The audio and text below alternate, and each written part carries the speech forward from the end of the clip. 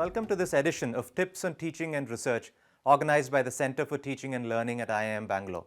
Faculty spend most of their time on two very important activities: knowledge creation through research and knowledge dissemination through teaching. In this video, I will address the interconnections between research and teaching. Specifically, I will try to focus on three questions. The first, what is the most common conflict or tension that exists between research and teaching? Second, are teaching and research mutually synergistic? And the third, how should an academic institution prioritize both activities?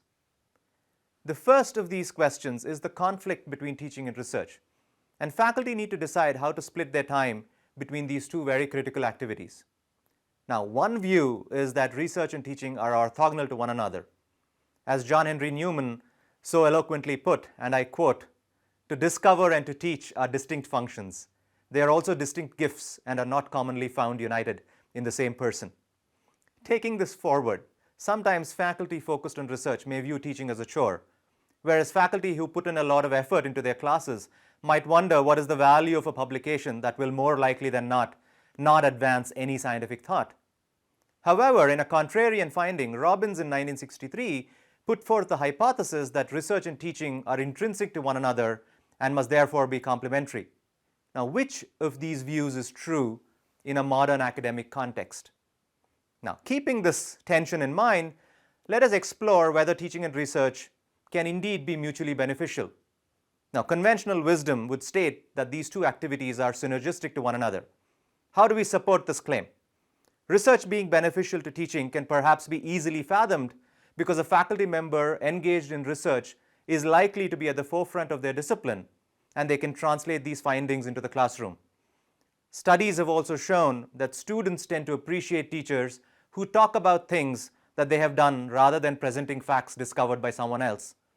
A good researcher also instills a sense of critical thinking into students, a questioning mindset, so to say, rather than passively accepting material presented to them.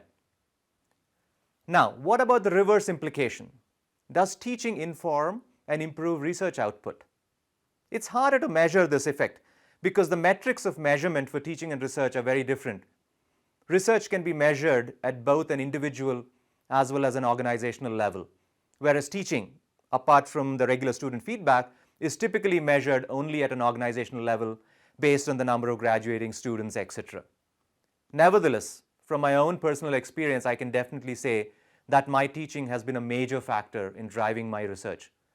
First, to create new knowledge, one must exhibit a mastery over existing knowledge. Therefore, being a good teacher who knows the extant literature allows an academic to locate the necessary knowledge gaps. Second, knowing and understanding a concept is different from being able to communicate to someone else. Hence, putting it in the necessary effort into articulating it to students is a useful exercise. If a student does not understand a concept, I revisit the same concept from a different direction. This refreshes my thinking and forces me to think of an underlying idea from multiple dimensions. Third, students are also interested in the bigger picture rather than on the nitty-gritty of a research paper. I often get asked, why should I learn this? Which in turn forces me to evaluate a concept where it fits into the overall course and even the overall curriculum. All of these teaching activities bring clarity of thought, thereby informing my research and making me a critical thinker. Finally, how should academic institutions prioritize research and teaching? The short answer, of course, is that both are equally important. The work of Ramsden and Moses in 92 says that it is not necessary for every faculty member to engage in research activities for an institution to be considered as a strong research institute. Empirically, in fact, studies have shown that the correlation between teaching and research is nearly zero. You can refer to the paper by Hattie and Marsh in 96, where they observed that the positives gained from synergies between teaching and research that we've talked about get negated by time lost in pursuing either of these activities. However, it is not as simple because the intangible benefits, for example, getting positive feedback from students that motivates faculty, etc., cannot be easily measured. My own take is that as long as institutions pursue excellence in either of these academic pursuits, the long-term benefits accrued would far outweigh any loss in short-term productivity. Getting to high-quality teaching and world-class research is a persistent effort, but one with many benefits to becoming a top-tier academic institution. Do visit the Center for Teaching and Learning at IIM Bangalore for many more of such interesting conversations.